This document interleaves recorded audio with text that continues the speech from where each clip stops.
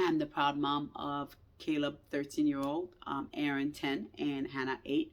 Last week, I spoke to you guys about how, as a family, we do not give money towards chores, which teach kids to earn money through time, but instead we pay out money through personal development.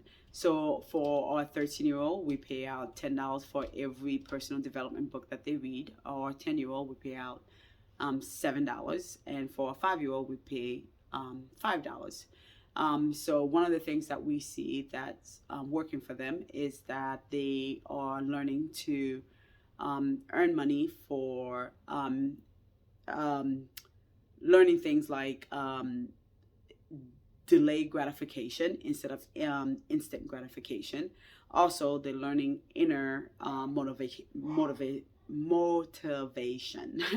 So this week we saw our son turn in a project. Our middle son, Aaron, turn in a project for Lego robotic competition that he was working on. Now he entered the competition by himself, and he worked on it for 3 months by himself, and he worked in coding this this whatever it was by himself, and he worked on it and turned it in, and we were so proud of him, and that came from within, and we were proud of him in doing that. Also, we also saw our first son, Caleb, showing motivation through college. Our 13-year-old is at Georgia Tech, and we saw him entering into clubs that he was interested in. He came up to his dad and I, and he was like, "Hey, there's this club that's meeting in such day, and I would like to participate in it." And this is coming from within himself, the things that he's interested in. It's not something that his dad and I are telling him that he should join, but this is coming for him himself. So we are really proud of them for doing that. And also too, we seeing that our son Aaron, I had spoken about this in the beginning of video, how when a child is not has problem reading or has trouble reading, not to say, oh, this child don't like reading, but tell them, okay, you can't you don't have your finding your right author, your right genre. I talk a lot about that.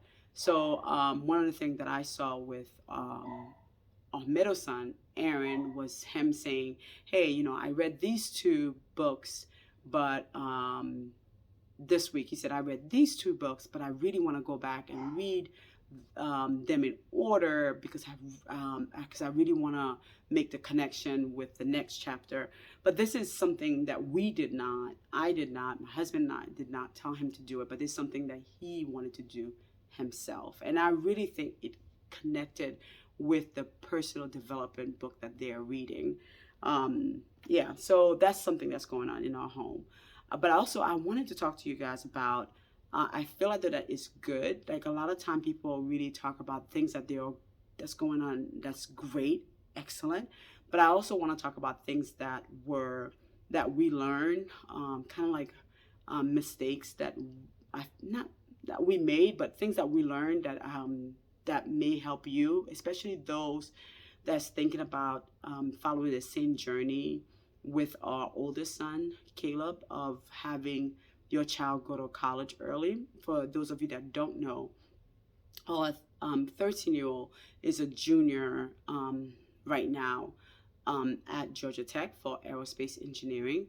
So when he started out at Georgia Tech, he was taking 4 classes.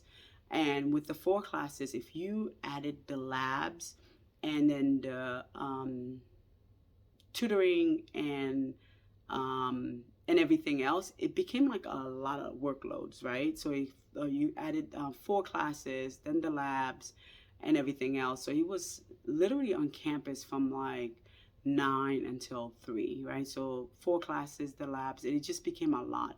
So this semester, one of the things that we did was cut back his classes. So this semester, he's taking 2 classes and the 2 labs. And we felt as though that was a better workload for him. And one of the things that we felt that I don't know, like some of the PhD students at Georgia Tech really helped us with this, was shadowing classes. So basically what you do is you sit in the classes that you shadow the classes. So you sit on the classes that you plan to take the next semester. So you shadow the class. So let's say you want to take a physics class in the spring. So in the fall, you shadow the class the semester prior, and then in the spring you register for the class. So you basically shadow the class before you take it, and then that gives you a better view of the class before you actually take it. And so that's what Caleb did the semester before. So he shadowed the two classes before he took them, and that give him a more smoother ride for this semester. So I thought that was a very great advice from the PhD students. Um, so this semester he's taking two classes in the labs, in the two labs, and that's really, I feel like it's a like kind of like a smooth.